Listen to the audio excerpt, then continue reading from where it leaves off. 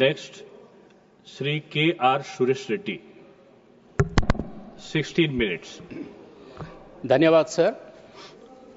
मैं और हमारी पार्टी बीआरएस पार्टी की तरफ से, हमारे नेता केसीआर जी की तरफ से और तेलंगाना की प्रजा की तरफ से जो पहलगाम में शहीद हुए सो टूरिस्ट, हम उनको श्रद्धांजलि अर्पित करते हैं और साथ साथ पहलगाम के बाद जो पूंछ और दूसरे एरियाज में जो लोग शहीद हुए उनको भी श्रद्धांजलि अर्पित करते हैं सर।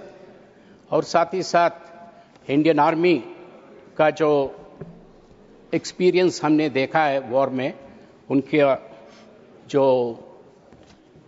स्पिरिट जो हमने देखा है, पार्टी की तरफ से हम सैल्यूट करते हैं। And we also condemn Pakistan's action in the whole Pahalgam area, sir. So, Pahalgam attack was a moment of deep sorrow. पूरा देश दुख में था, मगर उसके बाद जिस तरीके से the country had awakened, एक आवाज में, एक स्पिरिट में, और सबके सब जो शहीद हुए सो फैमिलीज और जो लड़ रहे सो जवानों के साथ जो साथ दिए हैं, ये हिंदुस्तान का स्पिरिट शायद कई सालों के बाद हम जैसे लोगों को दिखाई दी से। इसमें देश के प्रजा के साथ साथ देश के ऑपोजिशन जितने भी पार्टीज थे वो सब साथ थे सरकार के साथ। अनक्वेश्चनेबल सपोर्ट सरकार को दिए और सरकार भी रेसिप्रोकेट वही अंदाज में आपने दिए जो ऑल पार्टी मीटिंग्स बुलाए और कई मुद्दे जो इश्यूज जो आ रहे थे वो सब ऑल पार्टी मीटिंग में आप अपोजिशन को कॉन्फिडेंस में लिए सर। और इसके साथ साथ जो प्रधानमंत्री जी का बयान था वाज स्टिल रीअश्योरिंग। या आपने बिहार से हो या दिल्ली से हो, प्रधानमंत्री का जो बयान था it instilled a lot of confidence in our countryman कि हम कहीं भी जाएंगे, I mean, we'll reach the end of the earth, but we will catch you and gun you down. जो बात आई है, bring you to justice जो बात करें, वो सही भी देशवासियों को हिम्मत वाली बात है। Sir, in those moments, nobody questioned the other aspects. किसी ने ये नहीं कहा कि इंटेलिजेंस का फेलियर था, ये था। There was no post-morteming of things. The country stood with the government, with the army, with the armed forces, in one voice. That was clearly exhibited and we have seen. And what happened when Operation Sindoor started, what Prime Minister said, जो प्रधानमंत्री जी ने जो बात की है वो clearly reflect हुआ। जब आप हमला किए on the terrorist sites, 7 और 9 terrorist sites पे आप हमला किए, करीबन 100 and above terrorists को जब उड़ा दिया गया, so everybody were confident, happy। और रोज मोमेंटम बढ़ रही थी कि Pakistan is being taught a lesson. घुटनों पे लाएंगे पाकिस्तान को। 2-3 दिन फर्स्ट क्लास चला सर। फिर बात ये आई कि प्रेसिडेंट ट्रंप का ट्वीट आया, तो प्रेसिडेंट ट्रंप का ट्वीट का चर्चा और बात है सर। अगर दो कंट्रीज के बीच में जब लड़ाई चल रहा है, एक सुपर पावर नेशन के अध्यक्ष आके मीडिएट करने में, मैं तो समझता हूं उसमें कोई गलती नहीं है, मगर वो अपना सोवरेनिटी में इंटरफियर होंगे और हमारी तरफ से वो डिसीजन लेंगे, so this is questionable. But at that point of time when he tweeted and said that both the countries have agreed for peace, और हम तो पीस लविंग देश है, we love peace, और keeping that in mind, everybody welcomed it, sir. But what really baffled everyone was कि 1-2 दिन के बाद फिर प्रेसिडेंट ट्रंप का और एक ट्वीट आया, I was the one who did it. हमने बताया कि stop the war or no trade. Now this was something which didn't go well with us, sir. Stop the war, अगर आप कह रहे थे कि stop the war, no terror, yes, that would have been appreciated. But when you said stop the war, no trade, then that kind of, at that point of time, I mean, questions started coming up. When you look at it, when the whole country was united, a spirited India. When we got to see that, we were really deeply saddened by those comments and with not much of response coming from the government side, sir. Sir, national spirit की जब बात करते हैं हम, so war जो है सो ये पहला war नहीं है, कई युद्ध हुए और every war has created a financial burden on the government. हम देखते हैं कि इससे पहले भी जब युद्ध हुए तो हम किसी देश के पास नहीं गए. मुझे याद है 1965 वॉर के बाद जब उस वक्त के प्रधानमंत्री लाल बहादुर शास्त्री ने देशवासियों को अपील किए कि भाई हम युद्ध लड़ रहे हैं तो हमको फंड की जरूरत है, तो गोल्ड बॉन्ड्स दीजिए, हम गवर्नमेंट सरकार आपको वापस दे देंगे. सो नेशनल स्पिरिट इतनी गंभीर से दिखाई दी सर उस वक्त कि हर गांव में, उस वक्त तो कोई सोशल मीडिया नहीं, कुछ नहीं. मैं कुछ जानता हूं, 2 साल का बच्चा था, मैं मेरे माँ के गोद में था और हमारी माँ ने उनके पास जितना भी सोना था 3, 4, 5 तुला, मैं तो मिडिल क्लास फैमिली का हूं, निकाल के दिए. और उससे बड़ी बात यह है कि न्यूली वेड जो नए नए शादी हुई सो बच्चे भी उनके जितने भी गोल्ड था वो सरकार को दिए. So this reflects the national spirit what is ingrained in us sir. हमने कभी धंधे के लिए, ट्रेड के लिए हमें इतनी बड़ी स्पिरिटेड बात को जो है सो कभी ये नहीं सोचे. हम सोचे कि शायद एक आध दिन और जंग चला तो ये हो सकता था कि पाकिस्तान फिर would have never look back at India, would have never dared look at India, क्योंकि जिस तरीके से हिंदुस्तान की सेना ने उन पे हमले हो रहे थे. मगर पता नहीं, सीज फायर हुआ तो ऑपरेशन सिंदूर सीज फायर के बाद इंडियन स्पिरिट को जब मैं देखता हूं तो एक इश्यू याद आई है सर. इंडियन स्पिरिट की जो एग्जीबिशन होती है, आप देखिए सिंदूर के बाद आज India versus England cricket match चल रही है. 4th टेस्ट की बात कर रहा हूं मैं.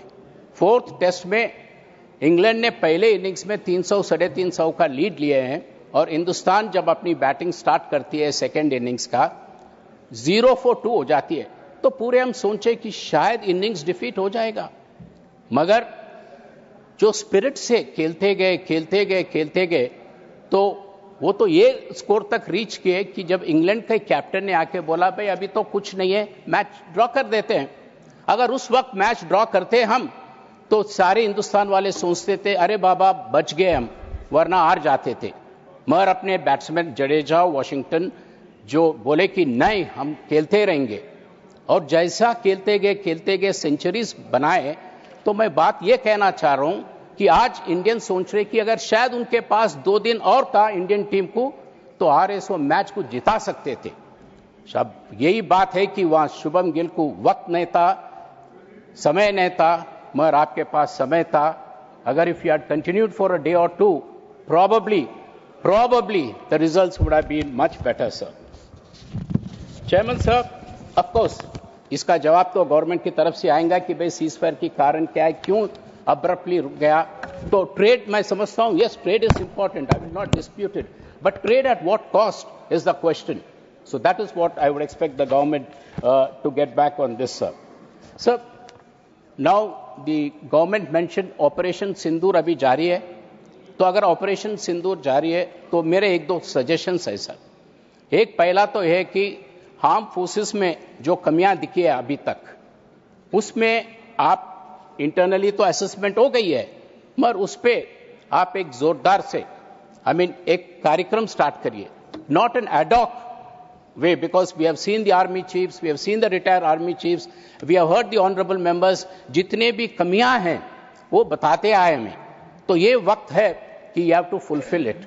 जितना भी बजट हो, जितना भी टेक्नोलॉजी एडवांसमेंट हो, जितने भी चीज हो, ये आप बिजनेस एज यूजुअल से नहीं बल्कि एक मिशन मोड में लीजिए.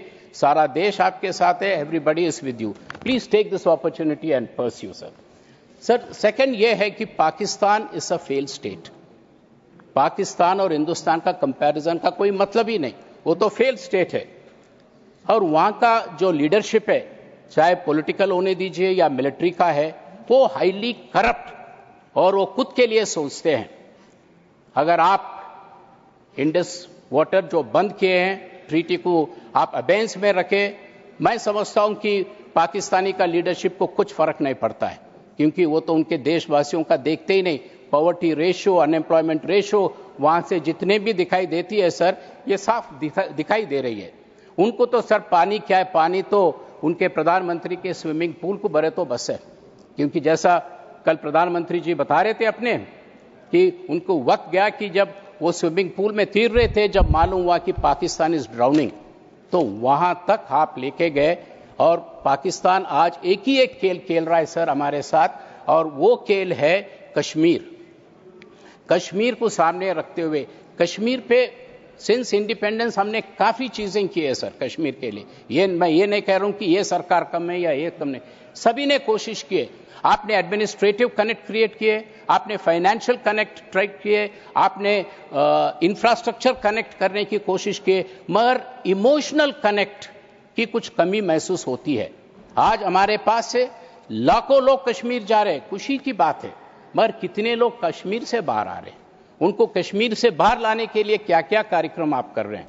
आप कुछ प्रोग्राम्स बना रहे हैं युवा के लिए, मगर that target is not enough. आप कश्मीरी पंडित्स को रिजर्वेशंस दिए दूसरे एरिया में, बहुत अच्छी बात है। मैं समझता हूं कि वो कोटा बढ़ाइए, कश्मीरी पंडित्स के साथ साथ दूसरे भी बच्चों को, चाहे यहां हैदराबाद में पढ़े, चेन्नई में पढ़े और कहीं पढ़े, उनके लिए आप सुविधा दीजिए, रिजर्वेशंस बढ़ाइए। हमको कोई उस पे जो है अभ्यंतर नहीं है, नो ऑब्जेक्शन। क्योंकि मैं समझता हूं कि अगर हम तेलंगाना से हम जो है सो अगर 100 रुपए बेचते हैं दिल्ली को, तो सिर्फ 40 रुपया वापस आ रहा है, और 60 रुपया जो दिल्ली में जमा होता है वो काफी कश्मीर को चले जा रहा है। और कश्मीर में सिर्फ लॉ एंड ऑर्डर के लिए खर्च हो रहा, मगर वहां का तरक्की, लोगों की तालीम और लोगों की बढ़ाई के लिए कुछ कम हो रहा, ये महसूस हमें होती है सर। क्योंकि मैं आता हूं तेलंगाना से, और ये बात बड़ी गहराई से इसलिए कह रहा हूं क्योंकि मैं तेलंगाना से आता हूं। कश्मीर है ऊपर और दक्षिण में है तेलंगाना, मगर सेम एक्सपीरियंस है। तेलंगाना का भी यही हाल था, तेलंगाना में भी एक्सट्रीमिज्म था, तेलंगाना में भी बेरोजगारी था, तेलंगाना में भी सूखा था, तेलंगाना में माइग्रेशन था। और मैं 4 टर्म एमएलए कर चुका हूं साहब, और मैं तो बहुत दुख से कह सकता हूं कि 2 टर्म तो मैं कहीं गांव में जा ना पाया लोगों को मिलने के लिए, क्योंकि एक्सट्रीमिज्म की गर्मा उतनी थी वहां पे। मगर हमने रिफॉर्म्स लाए। अब कह सकता हूं कि एक केसीआर का फॉर्मूला था, तो एक टर्न अराउंड हुआ। तो मैं समझता हूं कि जो इनोवेशंस, जो क्रिएटिविटी तेलंगाना में क्रिएट किया गया, सिमिलर सिचुएशन आपको कश्मीर में है, तो why don't you experiment the KCR formula. अगर केसीआर का नाम आपको पसंद नहीं है तो तेलंगाना फॉर्मूला रख लीजिए, तो ये करिए सर। और एक फाइनल सर, फाइनल में मैं ये नोटिस किया हूं कि डिप्लोमेसी तो ठीक है, चल रही है, ठीक है डिप्लोमेसी, मगर what is lacking is the parliamentary diplomacy sir. Sir I can coat one small example. जब पाकिस्तान ऑक्यूपाइड कश्मीर ने अपने कॉमनवेल्थ पार्लियामेंट्री एसोसिएशन का मेंबरशिप के लिए, उन्होंने पाकिस्तान का एक खेल था कि उसमें सीपीए में मेंबरशिप लेने की, और जब यहां के स्पीकर साहब, जब सोमनाथ चटर्जी थे, वो हमारा एक डेलीगेशन भी जाए सर, पूरा अफ्रीका गए और हर देश में गए, और उनको कहा कि भाई ये पाकिस्तान का साजिश है, वो पीओके को एक रीजन बताते हुए मेंबरशिप ले रहे सीपीए में, अगर आप अग्री करेंगे तो हिंदुस्तान इसमें से निकल जाएगा, we will leave the CPA. तो ये धमकी से सारा अफ्रीका सर कहा कि भाई India is CPA and CPA is India. तो इस तरीके से पॉलिटिकल डिप्लोमेसी चलती है सर। मैंने देखा सर, मैंने देखा जब लोगों का परसेप्शन ऐसा है सर, क्योंकि आज हम टेलीविजन में देखते हैं, जब ये युद्ध चल रहा था, युद्ध खत्म हुआ, तो प्रेसिडेंट ट्रंप के हमने 3 टेलीविजन में देखे साहब। पहले बोले कि ये टिट फॉर टैट है, इंडिया ने ये किया, पाकिस्तान ने वो किया, वो बात करके निकाल दी। फिर दूसरी बात ये कहा कि भाई ये तो डिकेड्स की स्ट्रगल है। फिर तीसरी बात ये कहा कि भाई ये तो सेंचुरीज से चल रही है। तो उनका जो है सो कलर ये दिया जा रहा है कि एक हिंदू स्टेट एक मुस्लिम स्टेट से लड़ रहा है, ये गलत बात है। ये बताना चाहिए था कि एक सेक्युलर स्टेट एक टेरर स्टेट से लड़ रही है, और ये हकीकत है। और मैं देखा हूं साहब, मेरा खुद का एक्सपीरियंस है कि हर जगह एक परसेप्शन बनी है। जब पाकिस्तान का एक डेलीगेशन हैदराबाद आए थे साहब, सीपीए का प्रोग्राम, ये 15 साल की बात कर रहा हूं मैं, जब हैदराबाद आए तो वो लोग हमारे पास आके, मेरे पास आके रिक्वेस्ट की, क्योंकि उस वक्त मैं स्पीकर था हाउस का। उन्होंने बोला कि सर आज फ्राइडे है, हमें फ्राइडे प्रेयर्स के लिए कुछ मौका मिलता क्या? यहाँ बाजू एक छोटा सा मस्जिद है, क्या हम जा सकते हैं वहां? तो हमने कहा भाई वेट करिए, हम बिल्कुल सुविधा कराएंगे। और मैं उस वक्त हमारे हैदराबाद का एमपी असाउद्दीन ओवैसी से रिक्वेस्ट किया, मैं बोला भाई हमारा डेलीगेशन है सीपीए का, आप मक्का मस्जिद लेके जाइए। और मक्का मस्जिद में जब पाकिस्तान, मलेशिया और दूसरे डेलीगेशन जाके नमाज पढ़े वहां 1 लाख लोगों के साथ साहब, तो उनका परसेप्शन ही बदल गया। उनका परसेप्शन ये था कि हिंदुस्तान में नमाज ही पढ़ने नहीं देते आप, और वो जाके करीबन 1 लाख लोगों के साथ जब वो नमाज पढ़े सर, तो ये इतनी बड़ी बात है कि भाई पॉलिटिकल डिप्लोमेसी इस तरीके से काम आती है। डिप्लोमेट का एक लिमिटेशन होता है, मगर पॉलिटिकल डिप्लोमेसी का आप देखिए सर, अभी उसको बढ़ाइए, आपके हाथ में है सर। आज हम मेंबर ले रहे हैं, जब मेंबर बनता है पार्लियामेंट का, आप बोलते हैं कि कौन सा देश का मेंबरशिप लेंगे आप, फ्रेंड्स का, बस उसी दिन बोलते हैं कि भाई मैं अमेरिका का हूं, कोई बोलता है कि मैं चाइना का हूं, कोई कहीं और का हूं। बस उसके बाद एक मीटिंग ना होती, एक इंटरेक्शन ना होती, तो ऐसे वक्त पे साहब इसका कमी महसूस होती है। तो इसलिए मैं समझता हूं कि मैं रिक्वेस्ट करता हूं कि आप जो है सो आपने लेजिस्लेटिव पार्लियामेंट्री साइड से इसको आप बढ़ाई दीजिए sir. Let there be a constant interaction of parliamentarians, क्योंकि उनका परसेप्शन अलग रहती है, उनका सोच अलग रहती है, और वो पब्लिक के साथ रहती है। और आप जो वक्त मुझे दिए उसके लिए धन्यवाद। Thank you. Shrimati Priyanka Chaturvedi ji, 4 minutes. Sir नमस्कार। सर, सियाचिन वॉर मेमोरियल पे माननीय कवि श्री माखनलाल